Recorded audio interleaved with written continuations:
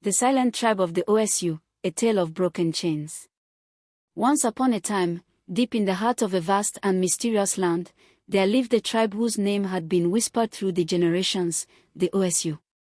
Known to many as the sacrificed ones, their story was woven with threads of sorrow, injustice, resilience, and, most of all, beauty. But what was often hidden beneath the layers of myth and mirth was a truth that many feared to face. For centuries, the OSU were outcast in their own homeland, tied to ancient traditions that marked them as inferior. They were said to be dedicated to the gods, cursed by birth, destined to live on the fringes of society. These were the stories passed down, reinforced by elders who clung to old beliefs. But those tales, were they truth or convenient lies? What the world did not see, or chose to ignore, was the beauty of the OSU women. They were not just beautiful in form, though their grace was unmatched, their dark skin gleaming like polished ebony under the African sun. No, their beauty ran deeper. These women possessed a wisdom and intelligence that could rival queens. Skilled in the ancient arts of healing, storytelling, and diplomacy, they were the secret custodians of knowledge. One such woman was Adaora, a woman of striking beauty and sharp intellect. She knew that the stories told about her people were only half the truth. With her words, she could sway the hearts of kings, but the chains of the OSU system kept her talents hidden from the world. Men from neighboring tribes would come to see her, not for her lineage, but for her wisdom, seeking guidance in their moments of despair. But still, they dared not acknowledge her brilliance beyond the walls of her compound, afraid of the stigma that her name carried. Adaora's intelligence, however, could not be contained forever. Then there were the men. Though labeled as untouchable by society, they were anything but. The world outside their isolated communities never knew the truth, that many OSU men had become merchants, traders, and even warriors of great renown. Among them was Chokuma, a man who had amassed wealth through trade with distant lands. His ships sailed the coast, bringing treasures from far-off places. In a world that said his people were cursed, Chokuma was a testament to the opposite. He was favored by fortune, wise in business, and respected by those who dealt with him. But still, he could never truly rise above the invisible chains placed upon him by the lies of the OSU myth. For generations, the rest of the land believed that the OSU were meant to serve, to be shunned, to be sacrificed. But there was one secret that no one wanted to admit: the OSU had once been a powerful and free people, feared and respected. The so-called sacrifice was a lie concocted by the ruling tribes, a way to weaken their influence. The real truth was far more complex. The OSU had been dedicated to the gods not because they were cursed, but because they were seen as the purest, the most capable of interceding on behalf of the community.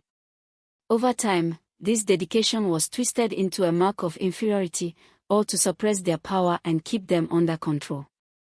But whispers of this truth began to leak through the cracks of time, carried by storytellers like Adaora and businessmen like Chokuma. Their success and resilience were undeniable, and slowly, people began to question the narrative they had been told for so long. One day, a great calamity struck the land. A plague swept through the villages, and no one knew how to stop it. The people turned to their usual healers, but nothing worked. As the death toll climbed, desperation grew. It was then that Adaora, the OSU woman who had been shunned for so long, stepped forward with a solution, an ancient healing ritual passed down through her lineage. The people had no choice but to listen. And it worked. The plague was stopped, and Adaora's name became synonymous with salvation. The lie of the OSU curse crumbled in the face of undeniable truth. Adaora, the brilliant woman, the supposed outcast, became a hero. Her people, the sacrificed ones, were no longer shunned but celebrated. With this victory, Chokuma and other successful OSU men began to rise openly in society. No longer was their wealth and success hidden behind falsehoods. They became leaders, advisors, and warriors who helped shape the future of the land. The truth that had been buried for generations was now out in the open. The OSU were never cursed. They were a people of strength, intelligence, and resilience, sacrificed not by the gods, but by the lives of men. In the end, the story of the OSU is a reminder that the truth, no matter how deeply it is buried, will always find its way to the surface. The beauty, intelligence, and wealth of the OSU could not be denied forever. And though they had been marked as outcasts, they were, in fact, the heart of the land, the keepers of ancient wisdom, and the future of a prosperous nation. The tribe that was once sacrificed became the tribe that saved them all. In the ancient kingdom of Igboku, there was a great king named Eze Amadi, a ruler revered for his wisdom, his strength, and his fairness. But even kings have their weaknesses, and for Amadi, it was his unwavering adherence to the ancient customs that had governed his people for centuries. One of these customs was the OSU caste system, a tradition that labeled certain people as outcasts, unworthy of full participation in society, cursed by the gods to live in isolation. Eze Amadi, like his ancestors before him, upheld this system without question. But fate, with its twisted sense of irony, was about to test the great king in a way he could never have imagined. Eze Amadi's only son, Prince Igabis, was the pride of the kingdom. Tall, strong, and with a mind as sharp as his father's, he was destined to inherit the throne. But tragedy struck when, at the height of his youth, the prince fell gravely ill. No healer in the land could explain his sickness, and no remedy seemed to work. Igabis' condition worsened by the day, and soon the kingdom was in mourning, fearing the loss of their future king. The king was devastated.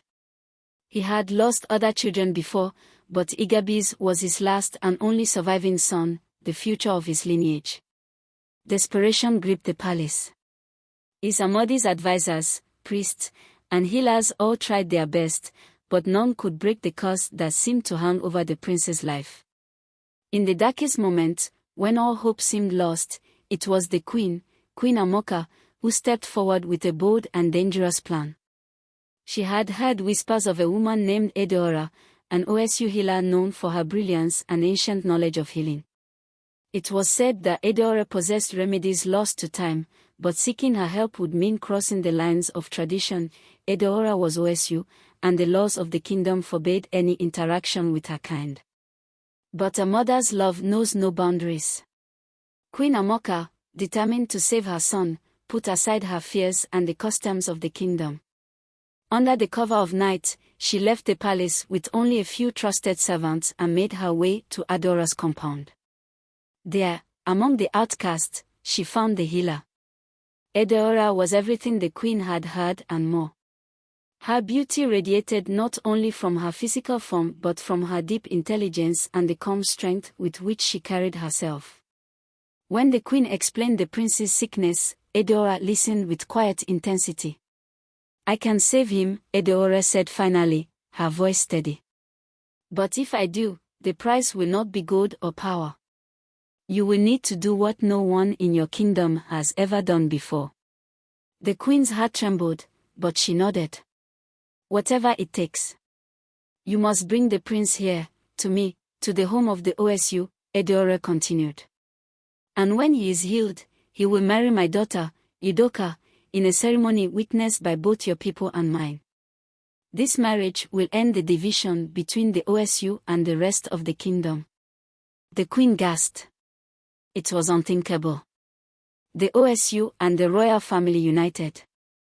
She knew that convincing her husband, the king, would be no easy task. But she also knew that this was the only way to save her son. When Queen Amaka returned to the palace, Eze Amadi was waiting. She explained Adaora's terms, her voice trembling as she spoke. At first, the king was furious. To even suggest that his son, the heir to the throne, should marry the daughter of an OSU was an affront to everything he stood for. But as he looked into the eyes of his wife, and then to his dying son, something within him began to crack. The king had always been a man of principle, But what were principles worth if they meant losing his only child? The weight of tradition suddenly felt hollow in the face of such a personal loss. Eze Amadi realized that the system he had so fiercely defended had brought him nothing but sorrow.